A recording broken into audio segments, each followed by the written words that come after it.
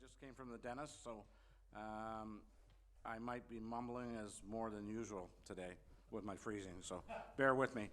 Good afternoon.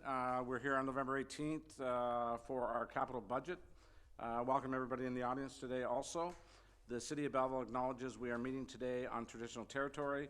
We recognize and honor the historic relationship of Indigenous peoples to this land and acknowledge our shared obligation to respect, honor, and sustain these lands and the natural resources contained within. We recognize all First Nation, Métis, and Inuit, that's $20 in the jug, who call Belleville their home and support the need for cultivating a strong relationship with them.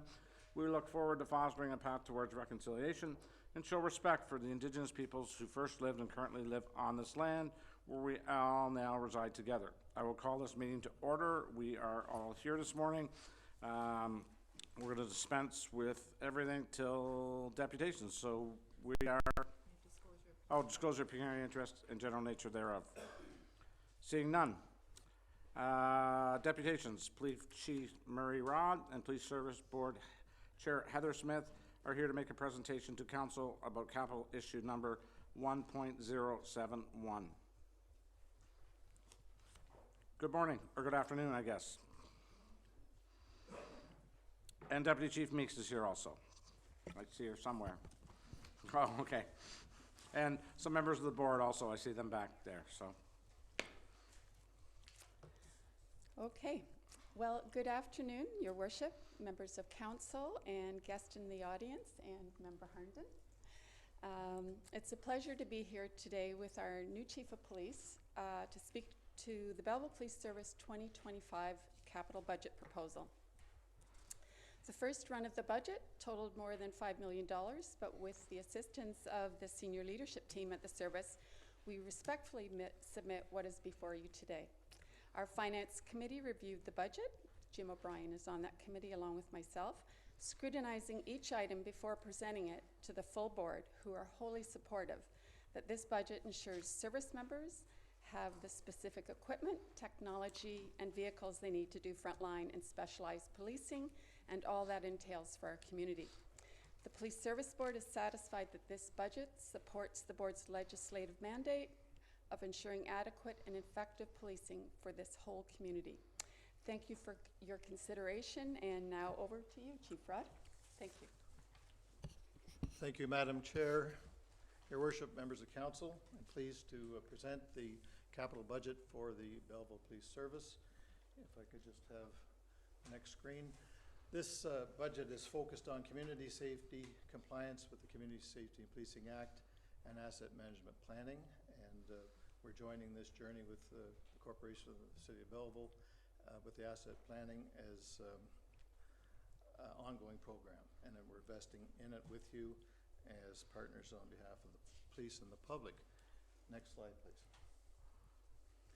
So this is a breakout of our actual requirements. The specialized equipment represents 10% of the total ask, or $111,601. Information technology is the second biggest chunk of our budget, $390,063. We, like every other municipal or government organization, are very dependent on information technology and digital tools. And in our field, because of accountability, we're using a lot more digital tools, and we're trying to integrate technologies for efficiency, effectiveness, and public accountability. The fleet is the biggest chunk of our budget, and that represents 48% of the total. It really only represents 4 replacement police vehicles totally fitted up to be fit for purpose.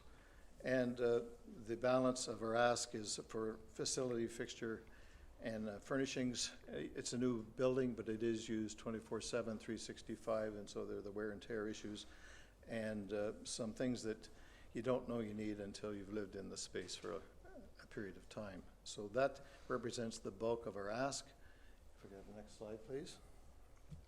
So this graph kind of shows that this ask is slightly ahead or more than the previous year, but it's certainly in keeping with the trend. and it's, we feel exactly what we need to meet the capital needs for the upcoming year. You can see our history. There's been bigger years, smaller years, but this year is in line pretty close with last year. Next slide, please.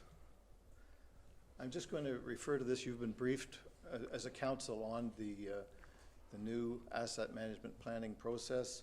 You can see that the graph to the my left, I guess the left on the screen as well, is projections of the average requirements on the dotted line and the optimum investments for capital going forward. That's just a glance at the future. We'll learn to understand that together as we progress through 2025.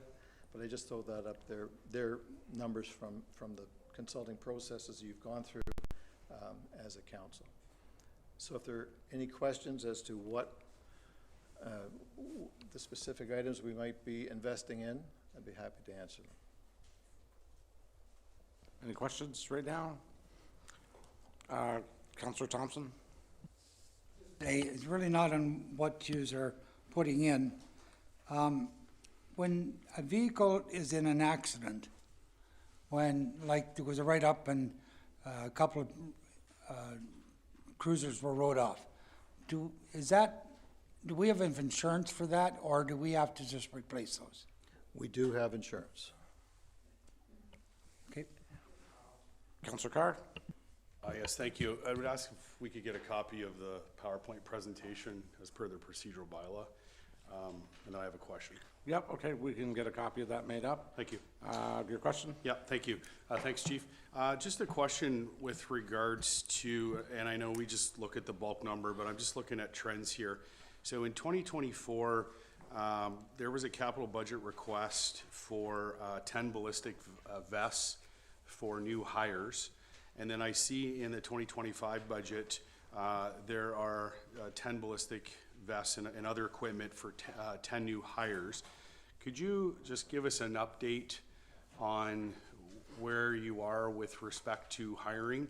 I know the previous police board chair said that there was difficulties in order to fill out those complements of new hires. So could you give council an update? Because I see approximately between two capital budgets, about 20 new hires and equipment that goes with it. So could you give us an update of where we are with those hires? So just to be clear, the new hires are additional complement. We're hiring people to replace complement on a regular basis, and body armor has to be fit specific to the member.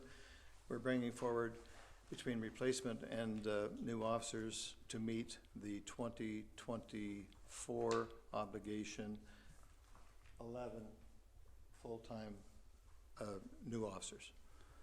For 2024? So that will be for 20, we didn't meet those targets in 2024, so those equipment demands, and so some of that money was repurposed for special constables, for instance, for body armor as well. They're leaving us at a different rate too, coming and going, so we're constantly replacing. Okay, so the 2024 funds that were allocated for ballistic vests and equipment for new hires was repurposed, and then now the request here is actually for new FTEs? That's right. Okay. They'll be for a different person, because Yeah. each, you can't hand down that. No, I understand that. that. Yeah, thank you. Thank you. Councillor Millet? Thank you, Your Worship. Through you to the Chief. Chief, in the past there were, and you mentioned that with the new space comes issues that you realize as you go along. We had some issue 1 or 2 budget cycles ago about having to retrofit the building itself because come winter the place was like an ice box. My question is quite simply, have those issues been addressed, and is the building now snug? It's sealed and warm, and that piece is done, but there is a renovation with respect to drainage. That's a holdover from the initial capital project, and it's at the tune of just 18,000, but it's about excavating for subterranean drainage issues around the lot and the building, so. Yeah, understandable, I guess, yeah, as you said, with any new building, you're gonna find new challenges, so, thanks very much, I'm just glad to hear that that other piece is fixed, so, thank you. So far, we're feeling comfortable. Thank you. Anything else? Okay, I don't see any, that's the end, I guess, of your presentation, or? Yes, Your Worship. Okay, going on. Councillor Enright Miller. Thank you, Your Worship. I just wanted to thank Chief Rod and Deputy Chief Meeks and Chair Heather Smith.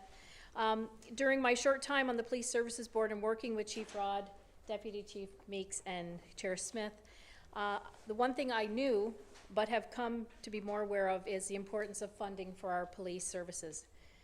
In our thriving, safe, and connected community, there lies the vital and unwavering work of our police officers.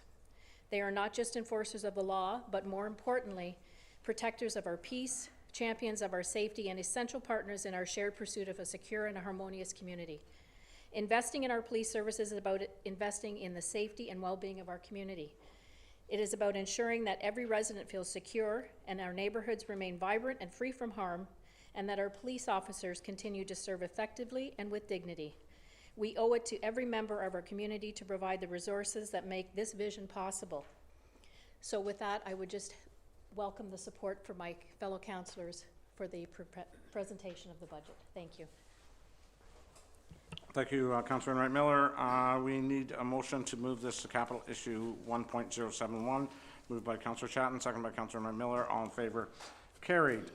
Need a motion to go into committee of the whole with myself in the chair. Councillor Kelly, seconded by Councillor Chatton. All in favor?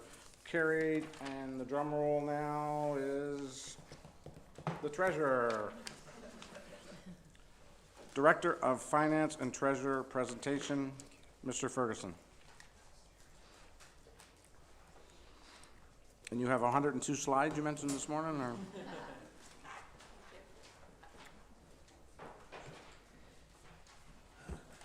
Just a few to get through.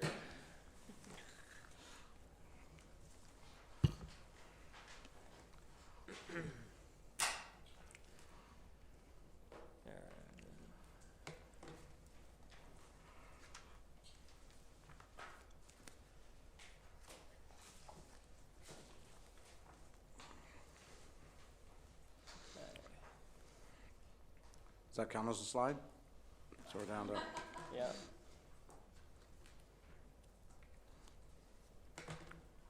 Okay.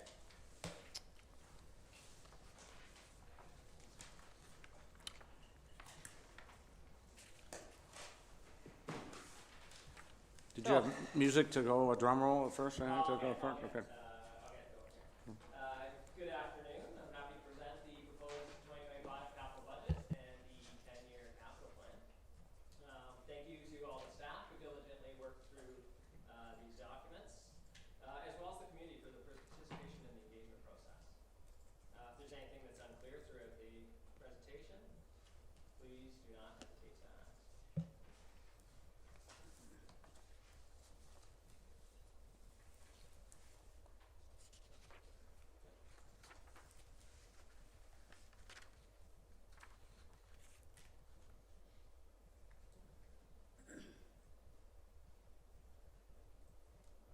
Bear with me, sorry. Thank you. Okay, so the city completes 2 budgeting exercises, the capital budget, which we'll review today, as well as the annual operating budget, which we'll review in February. The capital budget is specifically looking at the approved capital expenditures for the year. So these are things such as road reconstructions, facility rehabilitation, underground infrastructure replacements, and much more. This year, the city's also undertaken a 10-year capital plan to outline expected capital expenditures and a financial strategy in line with the city's asset management plan. The initial 2025 public engagement survey was completed in June, and we utilized this to guide our process. Departmental submissions were completed and several meetings undertaken with staff, senior leadership team, and members of the Finance Committee to get the capital program that's before you today. Consideration was also given within the program so that it would be both functionally and financially manageable. Let's see.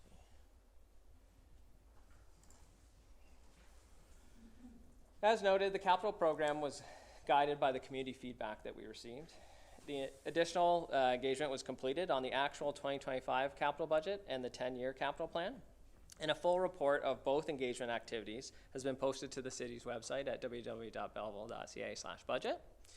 And with respect to the second survey, which ran October 7th to November 4th on the actual budget, we received feedback mostly from Belleville urban ratepayers. Most participants were satisfied with the projects brought forward. However, others highlighted a desire for more investments in roads, public transit, and social services. Much of this is addressed throughout the capital plan. However, social services, including housing, homelessness, and health, are only funded through the city's operating budget, as these service responsibilities are not delivered directly through the city, but provided by other provincial agents. Police investments were also noted, however, focused more on service delivery as opposed to direct capital infrastructure. And overall, feedback placed high priority on roads, sidewalks, wastewater upgrades, and parks, which are key investments in the plan in front of you today.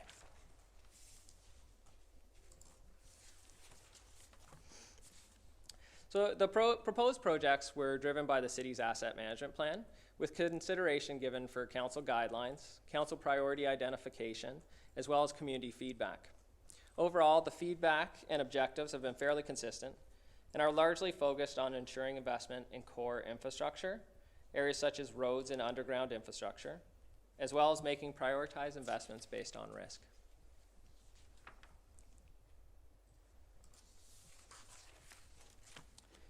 The city strives to manage asset maintenance and renewal investments based on risk. This is a continual process in the development of the updated city's asset management plan. And the risk rating involves the review and assessment of the likelihood as well as the consequence of failure for its infrastructure. Of approximately $3.3 billion of infrastructure, only a small percentage is considered high risk. The city is focused on appropriate interventions throughout the capital plan and the 10-year capital plan to address these.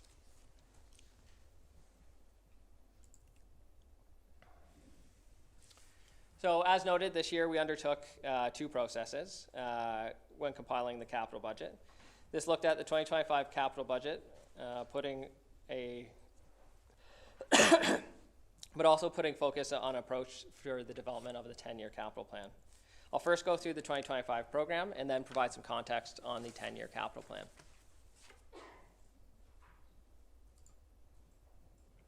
So the capital budget summary is provided in your package and lists all of the individual projects with the total project cost identified in the 2025 budget column. Listed beside this is the proposed funding breakdown for each project. In the current year, we have updated the summary to include the asset management plan risk rating. This is a key piece of information in prioritizing the projects in front of you today. Each individual project also has a capital justification sheet, which includes the description, scope, and timeline of projects, as well as important prioritization information, as well as future impacts expected from these projects.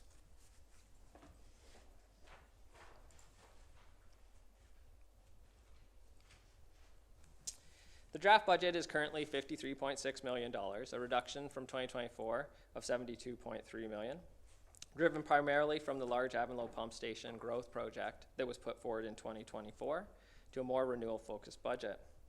The majority of the capital investment is made in core infrastructure, transportation, water, wastewater, stormwater, making up over 75% of the capital investment.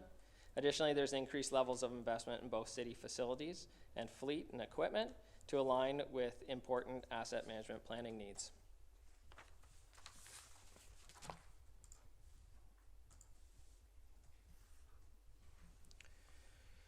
As noted, the 2025 capital budget is focused on renewal activities, with approximately 80% of the capital investment on renewal compared to 20% in 2024.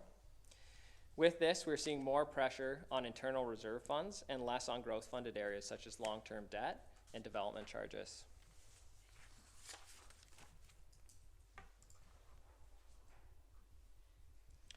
So reserve funds are an accumulation of resources set aside for savings for future needs and an important part of our capital financing strategy. Water, wastewater, and parking are funded through user rates, which means they are not subsidized by property taxes. As outlined above, the wastewater portfolio has higher capital needs in the year. than the budgeted annual transfer. It's expected that these needs will continue and rate adjustments will continue as to support our long-term capital needs.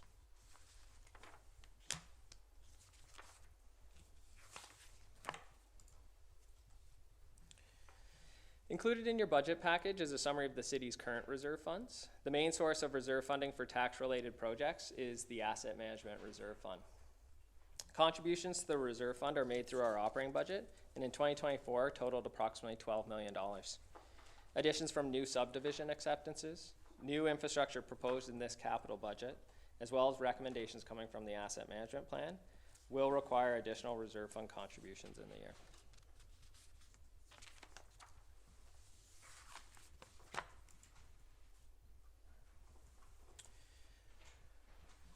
Another source of reserve funding for the capital budget is the Casino Reserve Fund. Funding is allocated to various reserve funds in accordance with the city's policy. Funds earned up to the prior year are available for current year initiatives, and a total of $2.8 million has been utilized as funding in 2025 capital budget for a variety of high priority projects. Additional information on casino reserve funds, previous utilizations, and a continuity are outlined on the city's webpage as well. And we'll continue to review the policies and allocations as we move into our operating budget and evaluate the best use of these funds.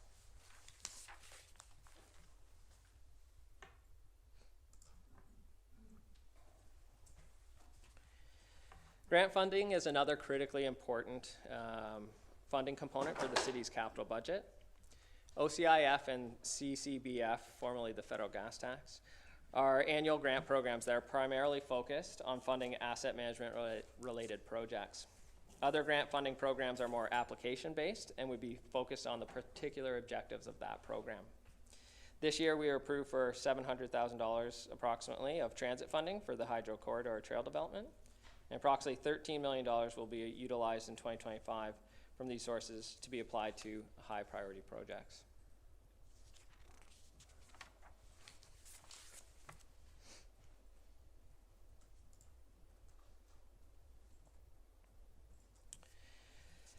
This table outlines our currently approved and the proposed debt for 2025. Estimated tax-funded debt payments would have an overall tax impact of 2.95% if borrowed immediately. However, I would note amounts are estimated high, as there is still future recovery from land sales expected on the Agricultural Society Servicing and Relocation Project, alternative funding strategy being brought forward for transit buses, and a potential for lower borrowing costs in the future as we see rate reductions.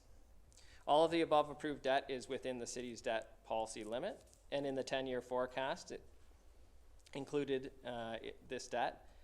The 10-year capital program includes this debt, as well as additional debt identified in the 10-year financing strategy.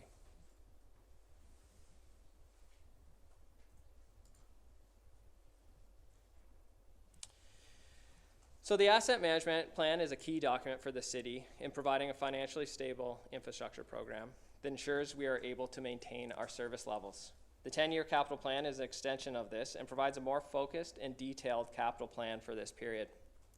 This is the first iteration of the city's 10-year capital plan, and similar to the asset management plan, will be continually updated each year to enable the city to make the best decisions and prioritize infrastructure based on the best data available. As noted, the city has completed an asset management plan, and this document provides an outline of the city's infrastructure, levels of service, and required financial impacts to maintain service levels. Overall, the city's infrastructure is considered to be in good condition with a total value of $3.36 billion. The annual infrastructure gap looks at the city's average annual investment in capital and compares that to recommended levels for both renewal and growth infrastructure. This gap has shrunk compared to 2020. However, increased investment is still required in both portfolios.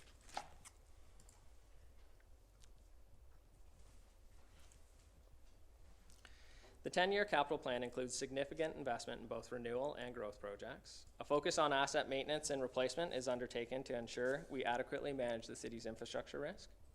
A total of 1.1 billion is projected to be spent, with combined services and road renewal being a main focus of this program at over $340 million.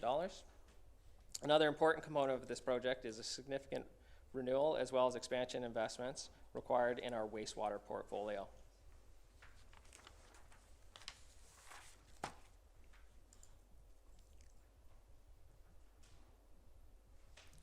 With respect to asset maintenance and replacement programs, there is significant investment in various major reconstruction programs. A map is available on the city's website identifying the planned reconstruction, timeline, location, and cost for existing projects.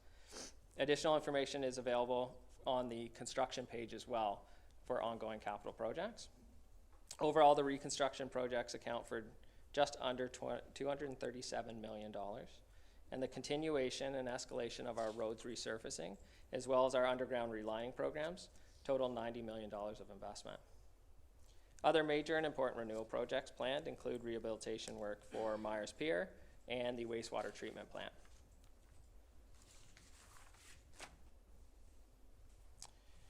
New acquisitions proposed, they're in line with our asset management plan as well as the strategic plan, and several approved growth plans by the city. Significant growth investments include very important work to the wastewater treatment plant expansion. This is to manage both growth and capacity. Continued investment in the Loyalist secondary area for residential growth needs through the Avonlow Road redevelopment project. Industrial growth investments focused on continued expansion activities in the Northeast Industrial Park, as well as planned investments for the Belleville East Arterial Overpass road and servicing. Also of note, and in line with feedback from the community, is a continuation in our parks and recreation master planning projects.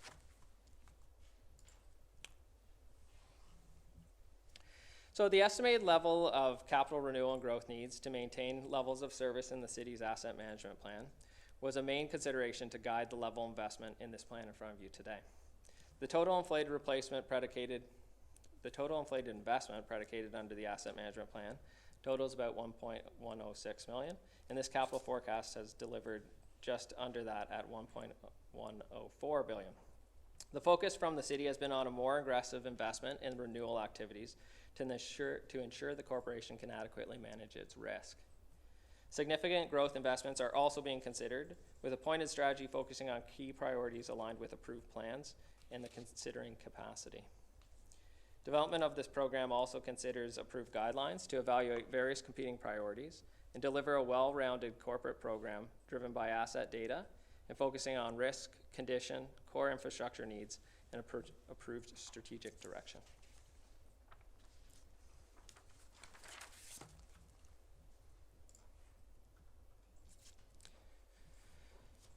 In developing the financial strategy, a variety of funding sources have been identified. However, the main funding source, as you'll see, is the city's reserve funds. Overall, these make up 50% of the funding, and the annual increases outlined in the asset management plan were utilized as the basis for annual capital contributions. Ensuring reserve funds do not run into a deficit was our primary strategy, with the secondary objective is to improve the balances to be in line with the city's reserve fund policy. Under the proposed program, overall reserve fund targets are improving over the period, and this assists us in adequately planning for the future and managing financial capital risks across each portfolio. Grants and other revenue have been utilized where possible to provide relief in the funding program. However, only secured grant programs have been forecasted within this plan.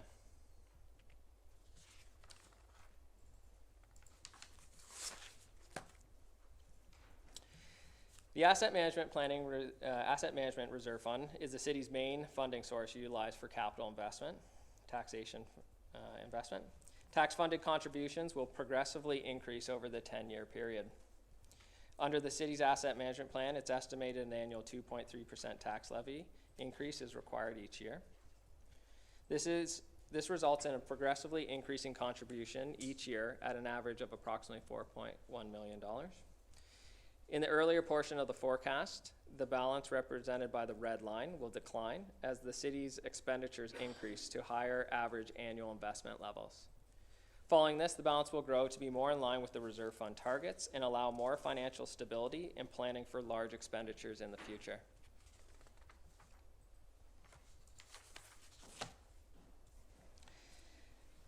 Debt has been utilized within the capital program where appropriate and within our current policy limits. The debt servicing level peaks at 11.77% in 2033, sorry.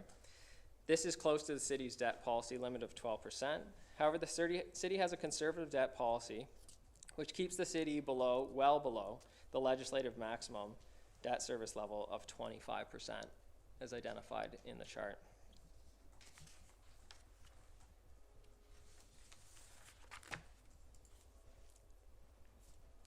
So for next steps, continuation of our asset management planning activities will be the main focus for continued long-term capital planning. The Phase 3 asset management planning update will enhance the plan for proposed levels of service and will continue to improve on asset condition data and more detailed risk profiles. Updated information will also be incorporated into the city's 10-year capital plan on an annual basis.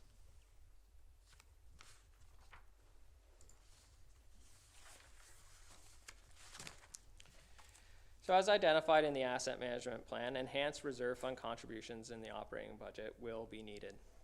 Availability of external financing going forward is a major concern as it puts pressure on taxes and user fees. We need to continue to work with other levels of government to continue increases in infrastructure funding. With respect to user rates, anticipated spending on wastewater infrastructure will be significant and will continue to see and put upward pressure on wastewater rates. You will see revised wastewater and water rates coming to council for approval in the upcoming council meetings.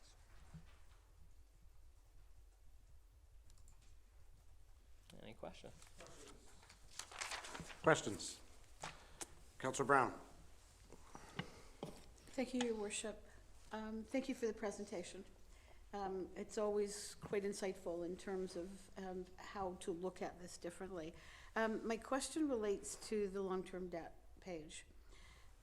And it appears that we take a big leap in 2028 as it relates to the assets. And then that long-term level is projected to continue at a similar rate right out until 2034. At this stage, does this consider any kind of grant funding that would reduce the amount of long-term debt? Through the chair. At this point in time, there isn't consideration for grant funding, and we do this to be in line, the 10-year capital plan to also be in line with the asset management plan, where we're required to utilize grant funding that's only secured or we can identify that will be coming. So there is, like I said, there is a bit more upward pressure, and these would be conservative estimates as we do look for and plan for alternative funding strategies. However, we can't count on funds that are not fully committed to us. And then just as a follow-up,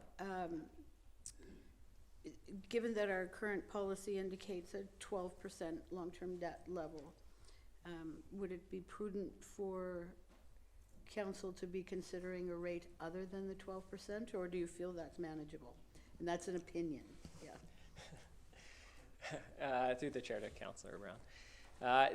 We are continually looking at our finance policies and the approval of them. The debt financing policy is likely one that we'll be looking at more critically, especially as it aligns with asset management planning updates as we move forward. And those would be things that we would bring through the finance committee, but this is likely a policy that we will see some updates on. We'll be looking again for what level of risk that we want to take in our financing strategy, and probably also looking around comparably for other municipal thresholds when we bring forward some policy updates, which we should expect in the near future. Thank you. Councillor Sue. Through your worship, thank you, and thank you, Director Ferguson. I know I'm the newest on this council, but because of that, I have just completed the orientation with all the department heads. For this reason, I feel I am uniquely qualified to say, wow. I am so impressed with the quality and quantity of work that each department within the city does.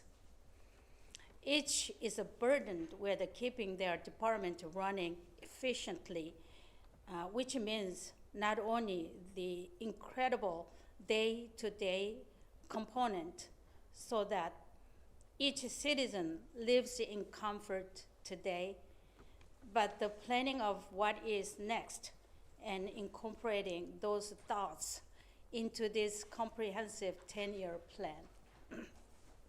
Again, I show my respect for each department by saying, wow, you do an amazing job, and well done. And thank you so much, each and every one of you. Thank you, Director Ferguson. Thank you, Worship. Thank you. Councilor Millet? Thank you. Well said, Councillor. Your worship, through you to Mr. Ferguson, and this may be addressed elsewhere. The Avonlaw Pumping Station, Bridge Street West, 29.37 carryover, I believe it's still ongoing. Where are we on that? And more specifically, when we do the Avonlaw pumping upgrade and the Bridge Street West reconstruction, can someone please remind me the breadth and scope of the Bridge Street West? Is it the entire length of Bridge Street West or portions thereof? Yeah, I think this was for probably other staff. I guess we can take it down to go with Deanna.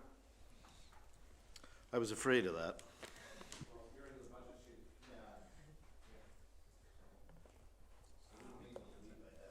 Yeah. Go ahead.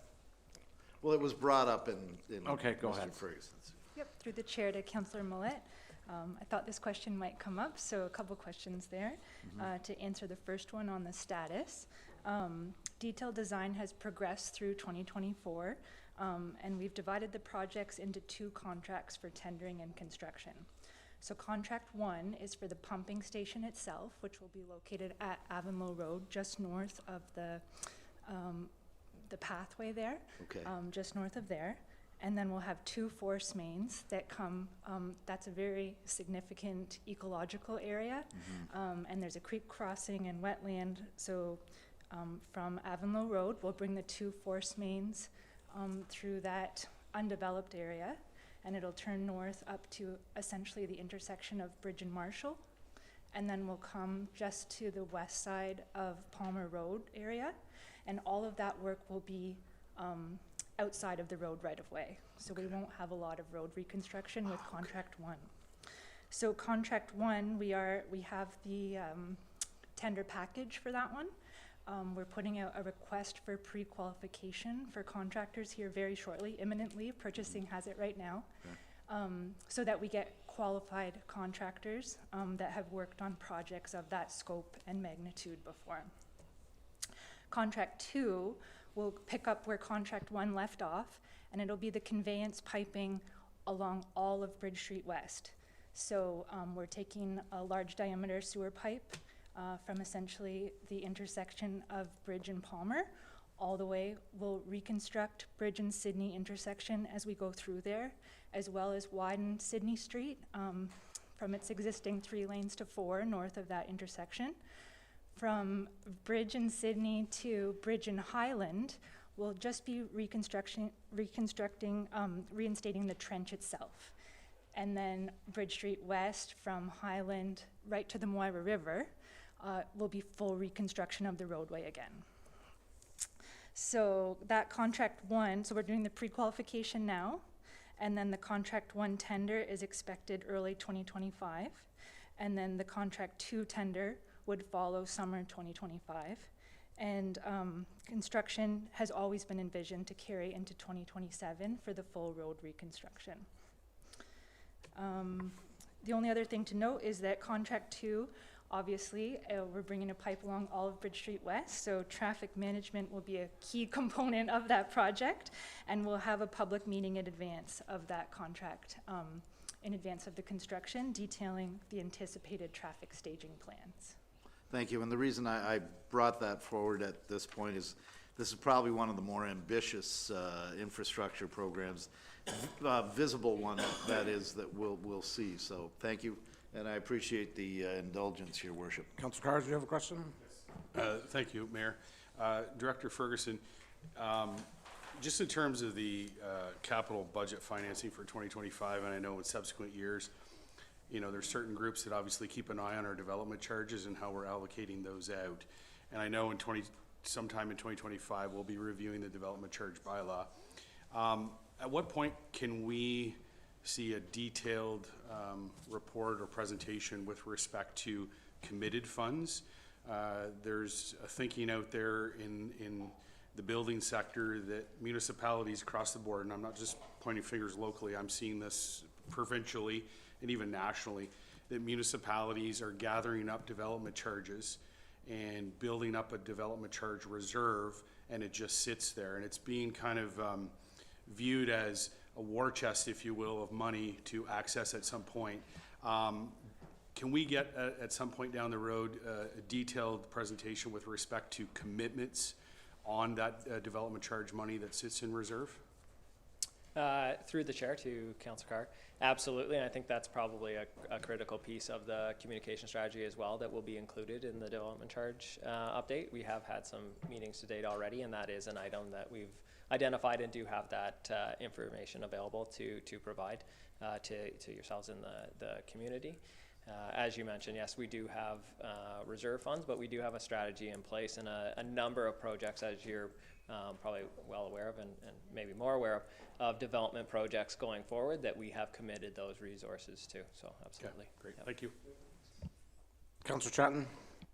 Thank you, through you, Your Worship. I actually have a question. I would like very much to understand development charges a little bit better, and I'm just wondering, because it's come up, is there any particular area that I could access some learning on development charges so that I don't have these conflicting things in my head from different groups versus what I know from the city?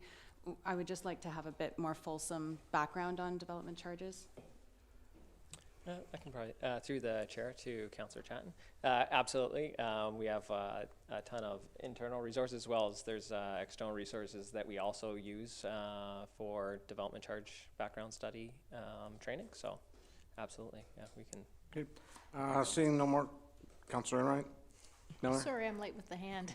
Thank you, Your Worship, through you. I just wanted to thank Mr. Ferguson, official title Director Ferguson, and his team, Brian and Kyle, for your hard work on this, the capital budget and 10-year capital plan. There's an awful lot of moving parts, and just sitting on the Finance Committee, we see it at our meetings and all that you folks do, and it's just great. Thank you so much.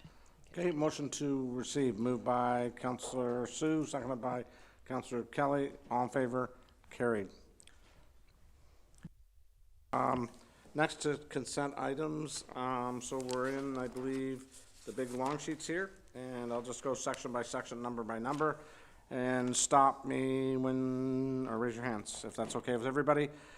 So the first one would do 1.001 to 00.5. Are there any questions on those? Councillor Millett. Thank you, Your Worship, and this question refers to item 1011, Upper Bridge. It's on our first sheet, Upper Bridge Rehabilitation.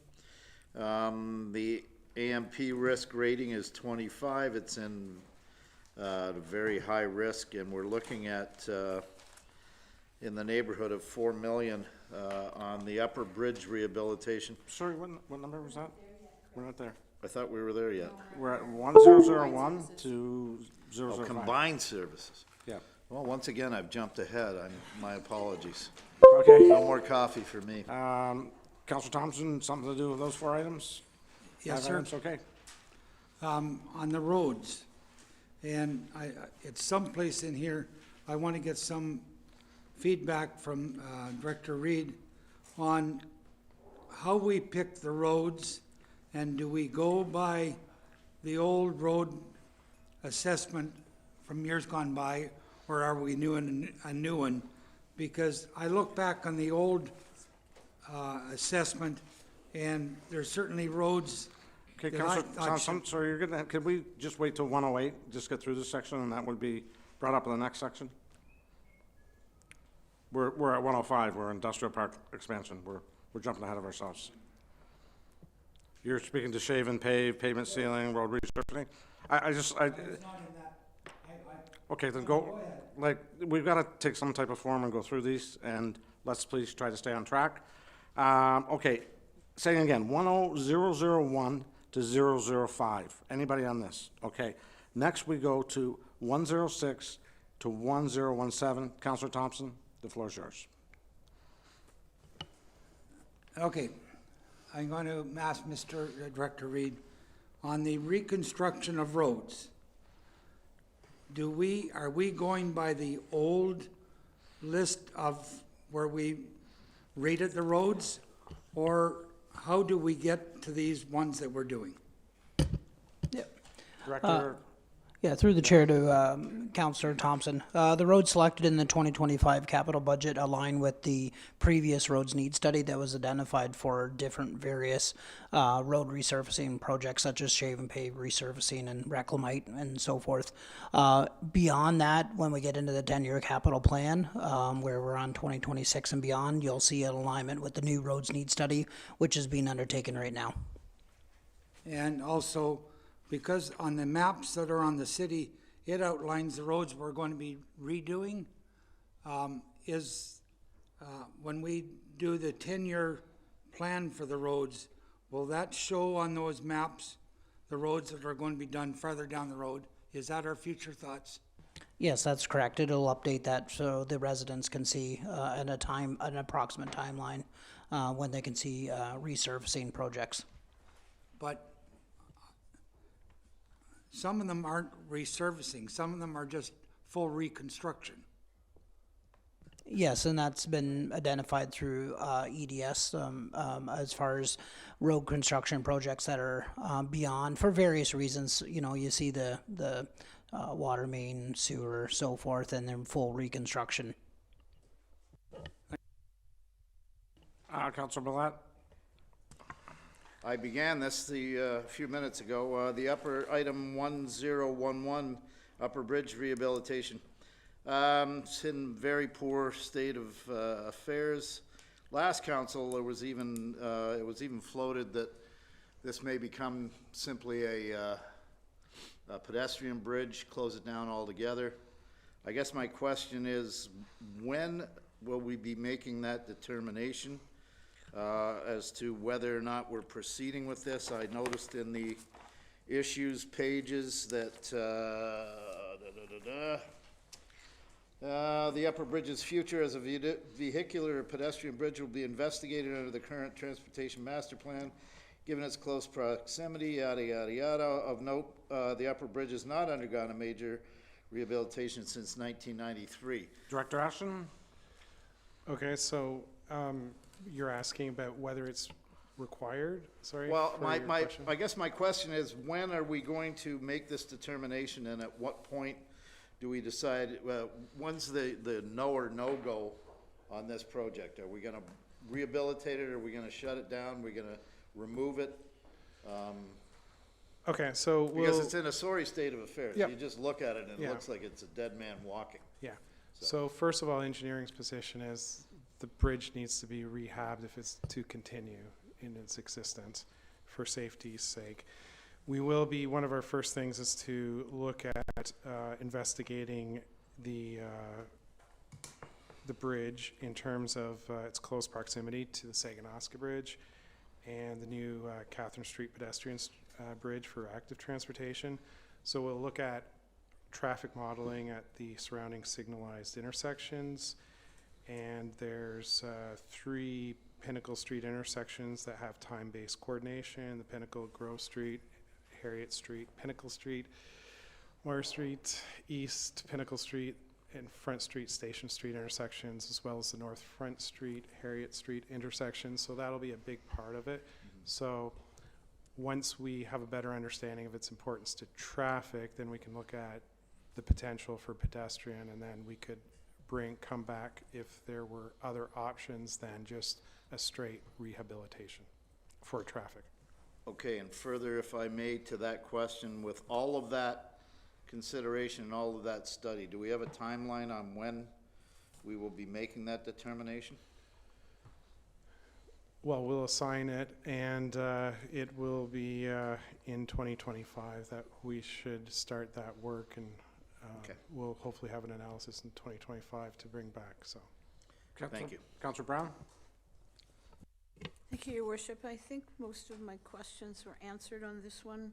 I just want to say, I've had a discussion with Director Engineering and Development Services.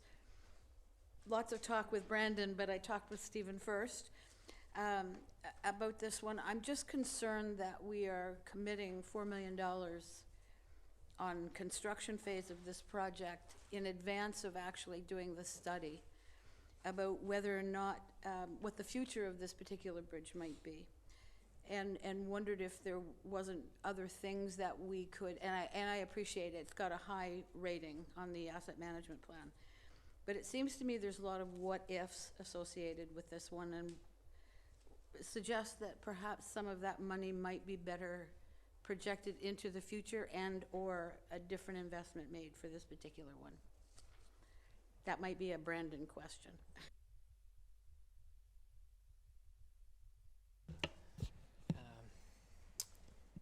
Through the chair to Councillor Brown, I can't probably comment as much on the high prioritization nature. I think Stephen would probably identify that bridge being critical for repair.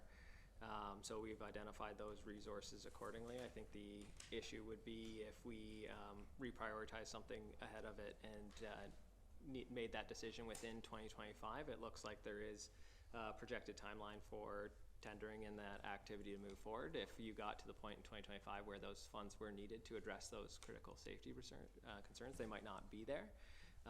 We could take a look at other existing infrastructure projects or bridges to do that, but just based on the risk rating, we've left this one in there to make sure the funds are available.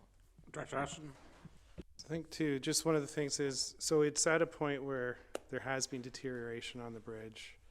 It is at risk that if it goes past the point where the deterioration happens quicker. So if we do need it, we need to sort of move forward with addressing it one way or the other, sort of in an expeditious manner. So that would be the intention of being able to sort of initiate, and then if at the time there is a determination through traffic modeling that there might be alternatives, then that would be a council decision if to reassign monies. But this sort of protects the investment from an engineering perspective of avoiding that rapid decline where it deteriorates and it gets even more expensive.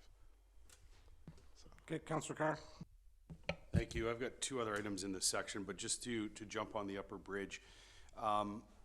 And I appreciate earmarking the money there, but just to get a clear answer here, first of all, is $4 million investment in this infrastructure required if it is determined that that bridge would become pedestrian only? Ashton? We would get an estimate at that point in time for alternatives. So if we were talking about it being a pedestrian only bridge, then we would come back with an estimate of what would be required to make it into a pedestrian only bridge at that point in time. So the 4 million is for a full rehab. 4 million with the, sorry, through you, 4 million with the intent that it would be safe for vehicular traffic. And if it was determined to be pedestrian, obviously anything that needed to be done to shore up that infrastructure, pedestrian use only, would be much less. But the intent is to at least earmark it now, get the data to determine the traffic, because just on an observation basis, I would say that it's minimal traffic use in comparison to Sagan-Asker Bridge, which is just a stone's throw over. So I'm just wondering if we're, throwing good money on a project that's duplicate there. So this will just earmark it. We'll get the data we need to determine whether it's pedestrian only, if we don't need it that way, and then we could look at using that money elsewhere, I guess. So it's a question of engineering and then finances. Yeah, I think that's a fair sort of summary, yeah. Okay.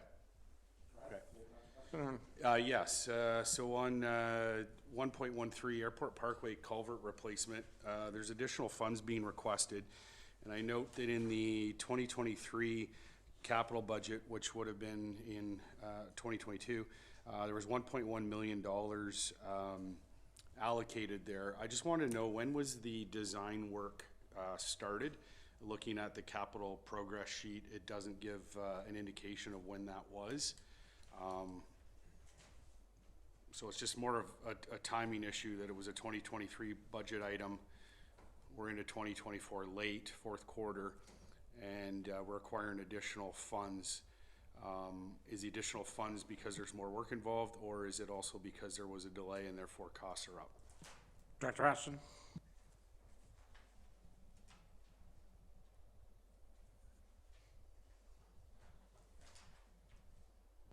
So design started early 2023.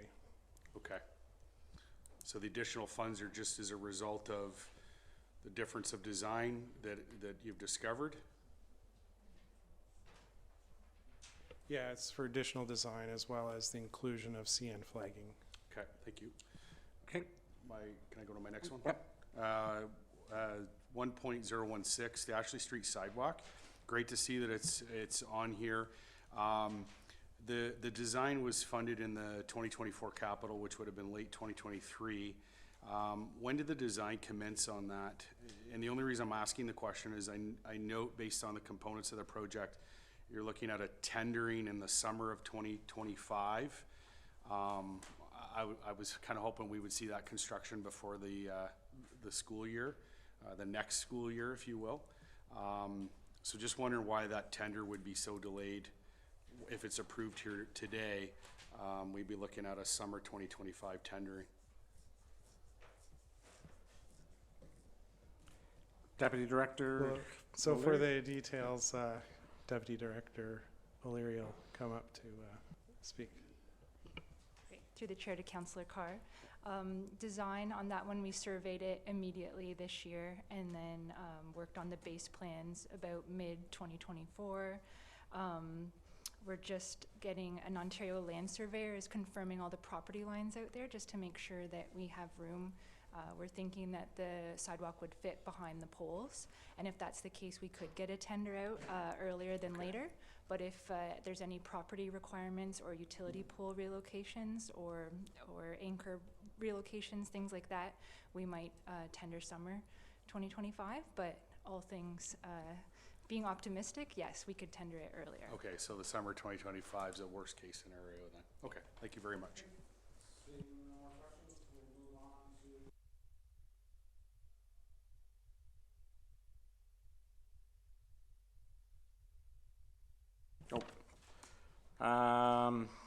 Let's just do the first, get this page over with, 1018 to 1024.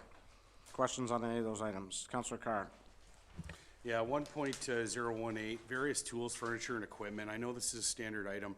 I'm just asking, just in terms of process, do we have a documented disposal process when these items are removed out of our asset, whether it be tools or furniture? Treasurer will speak to that. Through the chair to Councillor Carr, yes, we do. That's part of our annual asset maintenance and tangible capital asset accounting that we do each year for the financial statements. We have a disposal process as well for auctioning of goods with value left for the city to ensure that we get any of that funds back into the city coffers. Okay, thank you. If I could? Yeah. Moving on to 1.019, plow truck replacement. I just noticed on the notes there, it says that the completion would be Q4 2026. Is that how long it takes to obtain a plow truck? Director Reed? Yep. Are you building it yourself? Through the chair to Councillor Carr, yes, we're looking at between 12 to 14 months minimal for, with a plow and chassis, so. Okay, all right, thank you. Seeing no more, we'll flip over the page. and we'll do, just the 5 items, 25 to 29. Counselor Kelly. Thank you. Through you, Chair, I'd like to do 25, 26, and since I'm on the same topic, 30 and 31, dealing with trucks. Is that all right with you, Mayor? Let's just stick with All 29, right, okay, sir? so we're gonna go with 25 and 27, pickup truck replacement. Just a question for Mr. Reed.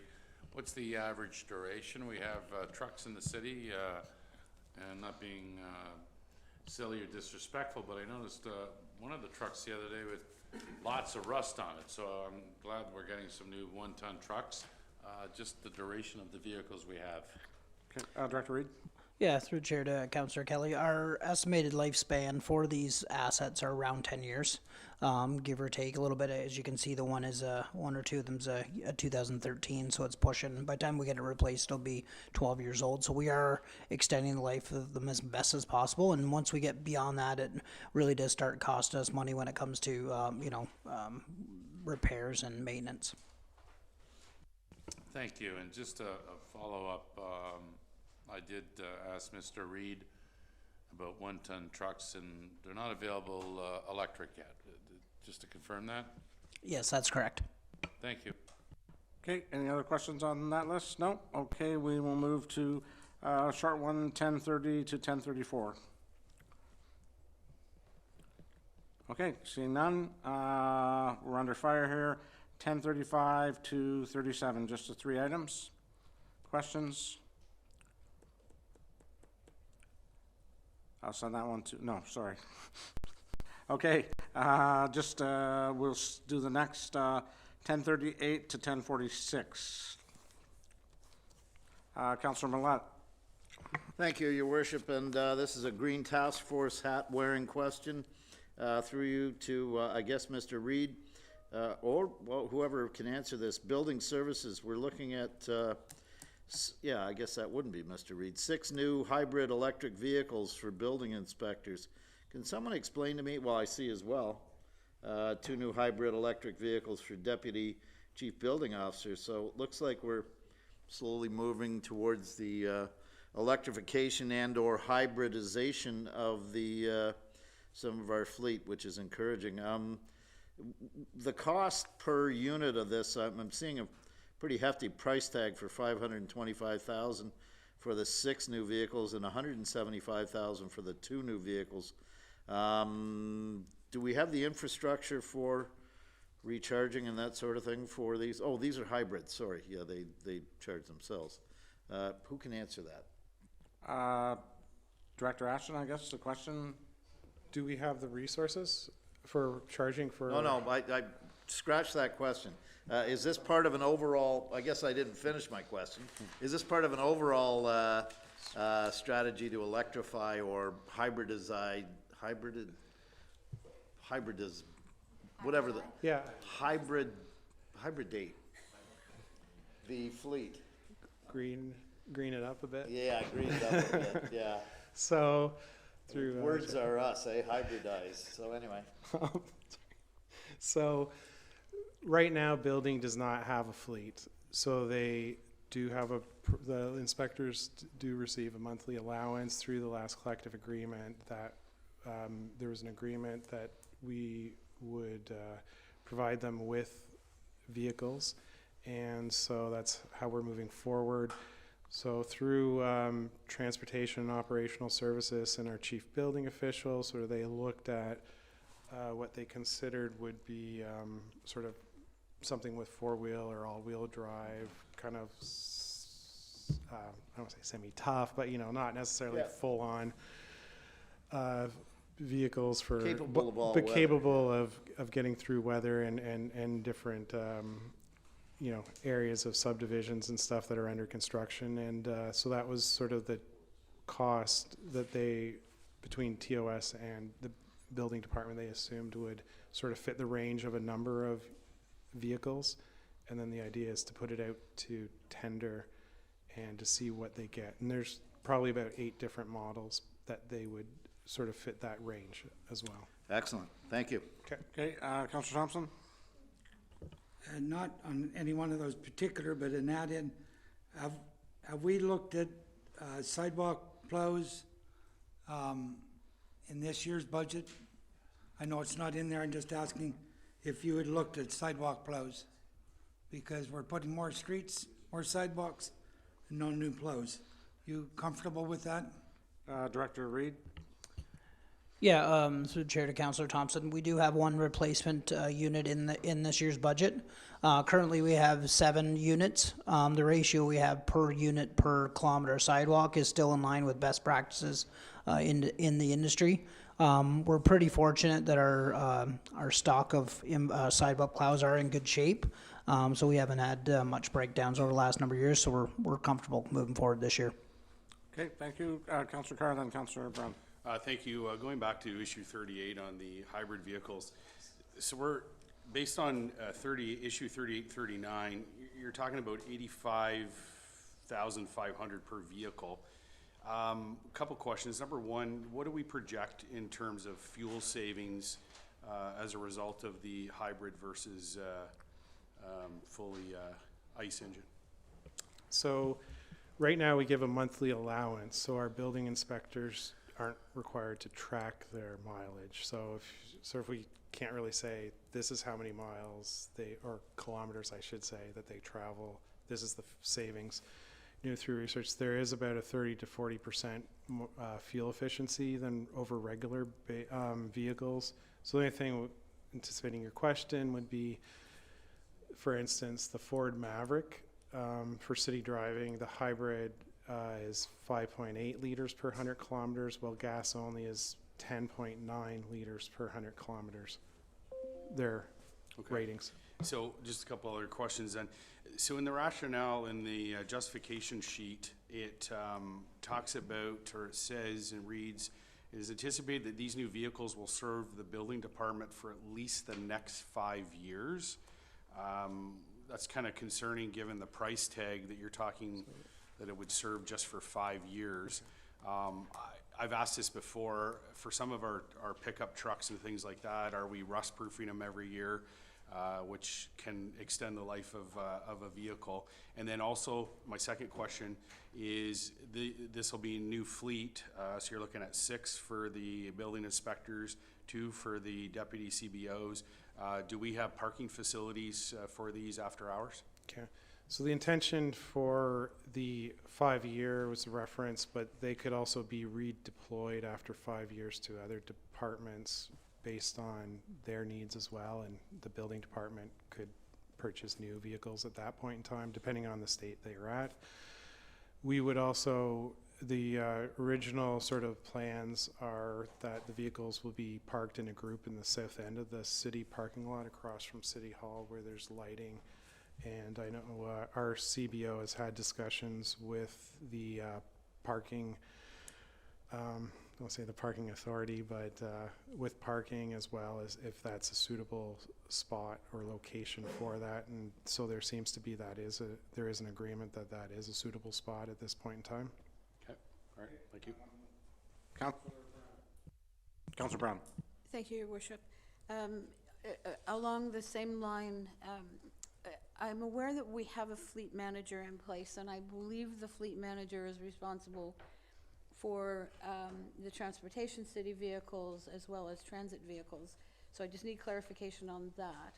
And then part 2 to that is, with all of the introduction of new vehicles for our staff, understanding the need, will the fleet management responsibilities extend to ongoing and future replacement of these? Director Reed. Yeah, through the chair to all council for that matter. Yes, fleet is under TOS. So we do have a fleet supervisor who works with all the departments. And again, as Steve had mentioned, our fleet supervisor worked with the chief building official to determine the needs that they needed and has presented this as a part of the capital budget process. Ongoing maintenance and repairs and oil tacking and all that type of stuff will still be done through the department and coordinated as such. Thank you, and if I may, just to follow on the question. With the additional vehicles coming in, and again, I appreciate the need, along with not only for the building inspectors, but also the new service van. Do we have sufficient resourcing for fleet management to manage all of these additional vehicles? Councillor Reid, or Yeah, Councillor through Director the Reid. chair to Councillor Brown. We've actually noted the last number of years, as we've gotten with the asset management planning, the replacement and life cycling of these vehicles are more in check with best practices in the industry. So we're seeing, to be honest with you, a slight decrease in regular having to come in. So even though we've increased the amount of fleet we have as a corporation, the impact it has on the operation isn't as severe. Okay, thank you. Councillor Chatton? Thank you, and through you, Your Worship, I just wanted to point out some things just to co-councilors around the table in terms of these vehicles that we're speaking about. $87,500 is what that all works out to be for the 8 of them. But just a quick check online, the Ford Maverick that was referred to, 2024 Ford Maverick starts at $26,900. There are several that I'm looking at that are 2024 that begin in the medium to high range 20,000s. And I question what would be needed on these vehicles. Is there retrofitting that would be required for the jobs that are going to be done with them to make this an $87,000 investment for each one?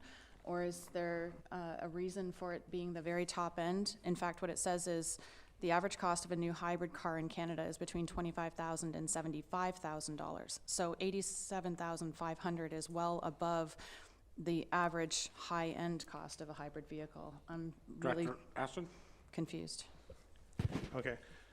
Actually, that sounds like a great deal at $20,000. I might go to check it out. But High 20s. we received that information, so that was through discussions.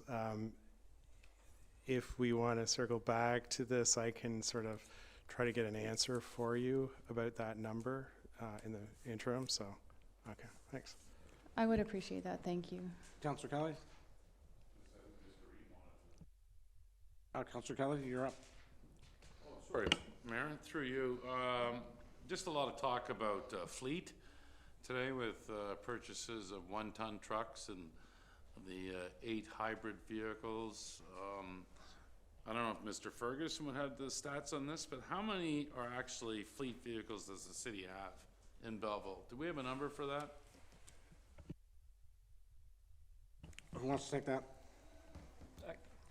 Okay. Through the chair, I could definitely get a more, to Councillor Kelly, accurate number. We'd have over 100 vehicles for sure, and we spend, approximately over $1 million on fuel in a year. Okay, thank you. Seeing no other questions, we'll move on to city facility and parks, I believe is where we're at.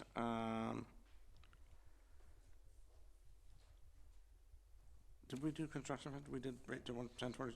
Yeah, okay. So 1047 to 1054.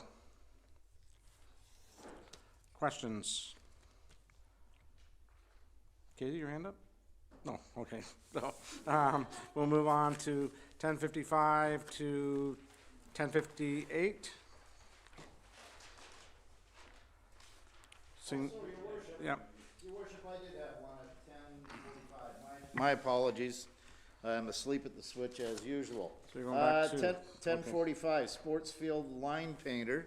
And if I may, through you to Mr. Reid, as I read this, it seems we're now going to purchase the line painter, but there's more to it than that. It doesn't seem like it's a $45,000 line item, but what I'm seeing then, the Parks Division would need the line painter, trailer, truck, and operator to provide the service with cost estimates to around $51,000 annually. As I understand it now, and you can correct me, I believe there's a group of retired high school football coaches, rugby coaches, that sort of thing that are performing this service right now. And they've done it for many years in their previous iterations. They loosely call themselves Fields R Us. They're providing that service. at a cost, and I'm not sure who they bill, if it's the user group or the city. What changes now with this? Would this be taken over? Would city staff be doing this now with this new $45,000 line painter, or would we somehow incorporate a hybrid program using the previous arrangement and professional city staff? Director Reed? Through the chair to Councillor Millette, we've been approached for the last number of years regarding the user group or the dedicated volunteers that had been lining the fields, that they're wanting to transition away from being a user group or the volunteers doing it to the city run service.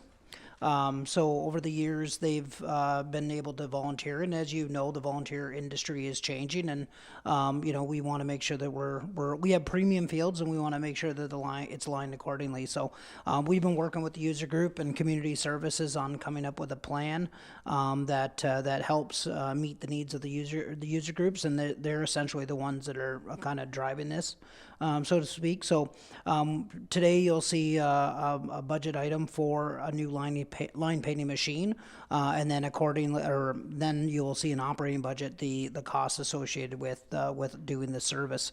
The machine that's here in front of you today is a machine that will help have GPS coordinates, so it won't be it'll be done nice and straight, and it'll have actually a card that lines it properly, and it will have good lines. So yes, it is the new technology that many municipalities are following, and especially as we're seeing our field usage grow, we want to make sure we're giving the best value.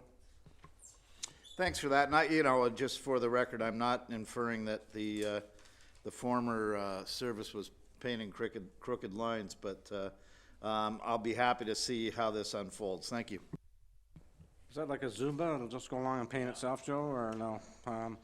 Okay, let's do 10:55 to 10:59 then. Any questions on that? Moving right along is 10:60 to 10:65. Okay, next we have information technology, 10:66 to 10:69.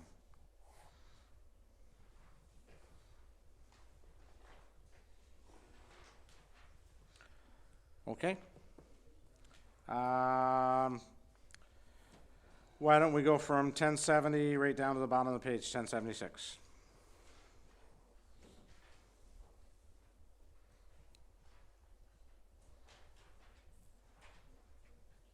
Give you time to catch up for a second. Councillor Thompson? And again, it's not in one of these lines, but it's under water and sewer. The program that we put in place to reline the water and sewer drains, if I asked, is that a continuing program every year? Director DeCola? Through the chair to Councillor Thompson, yes. It is a continuous program. So how much is in your budget to do those? Approximately $2 million. Approximately $1 million? 2. Have we spent any so far? We've spent millions and millions we have spent millions of dollars over the last 5 years, probably close to about 7 or 8 million. So we got $2 million left? No, we're going to spend $2 million every year until we're dead. Quite honestly, this is a never-ending project. Yeah, I know that, and that's what I'm trying to get at. Yeah, this is forever. So just like shave and pave, no difference. There's 268 kilometers of drinking water pipe and 218 kilometers of sewer and 98 of storm. They cost someplace between 2 million and 3 million to replace per kilometer. Relining gives us 50% savings, and it extends life, so it gives us asset management control. This program is probably the biggest value saver because it's the underlying infrastructure for the corporation. This will go on forever. If anything, it's got to go up. So to make sure I know what, that's on the drains on the top of the road. Oh, I think No. Councillor Thompson's talking about the uneven drains area, or? Yeah, Oh, the manholes. No. manholes.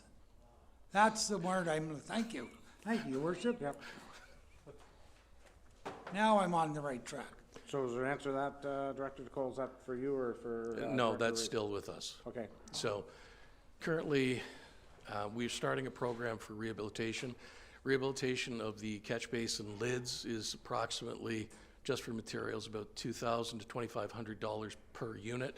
Our labor cost will be built into our own operational costs, so we're not going to be charging labor.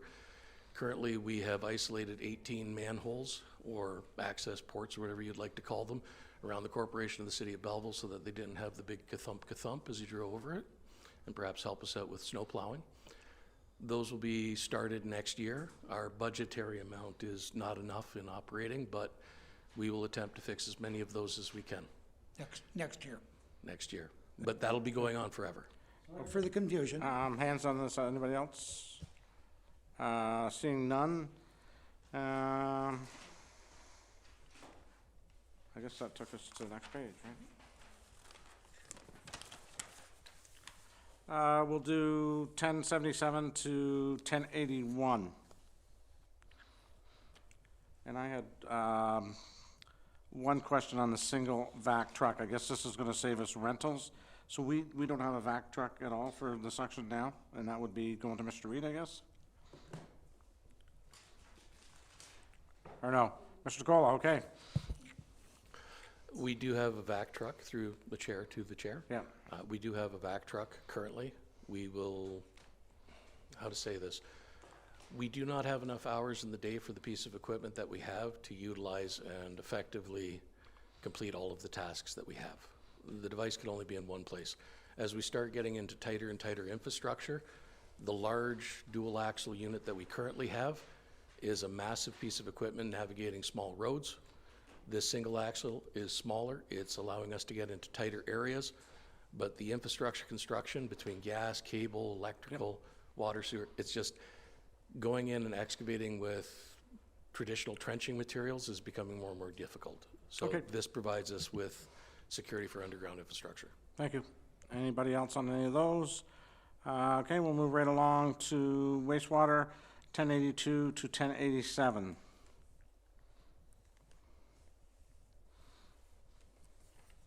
Councillor Carr. Thank you. Thank you. I have two items. 84, the Moira Street West sewage pumping station. We're looking at additional funds of $1 million, and on the justification sheet, it didn't have the commitments made to date, so just curious as to what's been committed thus far. To the treasurer on that one? Or to Deputy Director O'Leary? Through the chair to Councillor Carr. 1.15 million has previously been approved. Apologies for the typo on that page. So under commitments made, I believe it was 50,000 for design in 2018, and then 1.1 million for construction in 2020. That was combined with the Canifton pumping station, and we proceeded with that one first. And now we do have the contract package ready to tender Moira Street West pumping station. And the previous construction estimate was way low, and this is the current construction estimate. Okay, thank you. And then moving on to 85, the Symington sewage pumping station replacement. So in 2022, 950,000 was allocated towards that project, and I see that a contract was awarded in April 2024. Can you give me an idea as to what happened between the budget allocation and the awarding of the contract? And is it as a result of this contract that suddenly there's one almost, or just over $1 million that needs to be added to this? Just getting an idea of timeline and escalating costs.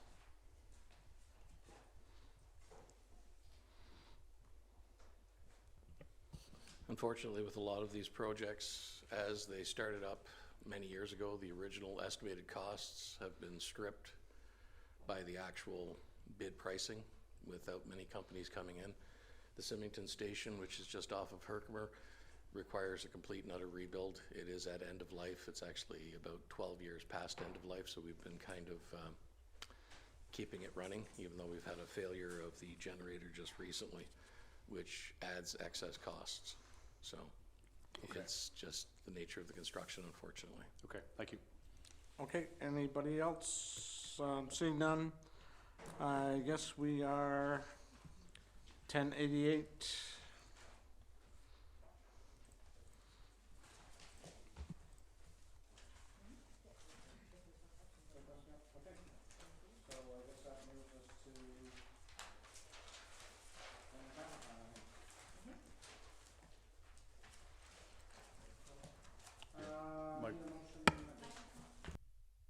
I need a motion for this one, right? Yes. So I need a motion for the capital issues, moved by Councillor Enright Miller, Councillor Millat, all in favor? Carried. 10-year capital plan, I guess, Brendan, you spoke to that already. Is there any questions on that? Councillor Carr? Yes, thank you. Just in terms of, and I know the 10-year capital is just a very broad document in terms of things that we'll have to refine as we go to year with annual. But I'm just wondering why the Riverfront Recreational Trail Extension North has not been included in that 10-year capital plan. We have utilized funds for a feasibility study which has been completed, and we've allocated funding in 2024 for design. I recognize that we will have to do some stick handling with MTO, and I think it's probably to the time where we need to have a meeting with MPP Rick Barisi, particularly since he's the parliamentary assistant to the Minister of Transportation. But I'm just wondering if we could have that included in the 10-year capital plan? Director Reed, and then to Brendan, or to Treasurer. Yep. Through the chair to Councillor Carr, yes, I mean, in 2024, we did allocate 175,000 towards design and working on it, and it is currently working towards getting a consultant in place to do that work. As far as how it was missed in the 2020 or in the 10-year capital plan, it might have been an oversight. We do know it's an improved project, and we are working away at it, and I'll defer to Mr. Ferguson around how he wants to move forward with it. Mr. Ferguson. Through the chair to Councillor Carr, as you mentioned, it is an evolving document, so we can and will update for new information as it comes available in the design. I think this one particularly has some interactions or potential with the MTO and the EA ongoing, so we'll make sure that it aligns accordingly. Okay, thank you. Okay, anybody else?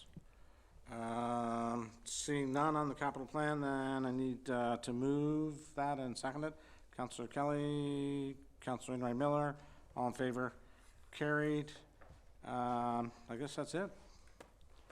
So the confirmatory bylaw. Rise and report. Moved by Councillor Carr, Councillor Millat, all in favor? Carried. Do I gotta go to the big chair now? Put my big boy pants on?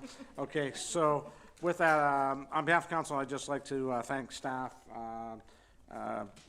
especially, well, everybody in staff, and that includes our directors. And I know so many of you worked on it, and your deputy directors and your staff did work on this. And the information today, I think, enlightened us all of some of the projects that are in dire need, some that aren't, and this here budget compared to what our last year's budget was, a lot more items, and I think we were, Matt, you were mentioning how many items, 30-some compared to, help me out on this, I'll go to you, how many items?